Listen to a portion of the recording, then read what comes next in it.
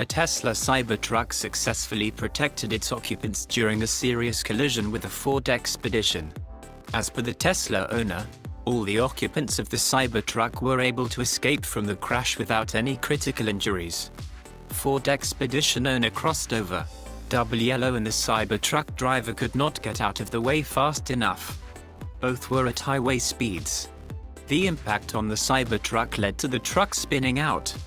Fortunately, the Cybertruck did not flip over. The rear driver's side door was completely crushed by the impact. Airbags inside the Cybertruck also engaged due to the crash. Tesla owner said he is thankful for Tesla's focus on vehicle safety, and he intends to get another Cybertruck. The Tesla owner and his family were taken to the emergency room to be evaluated, while the driver of the Ford Expedition was taken to the hospital.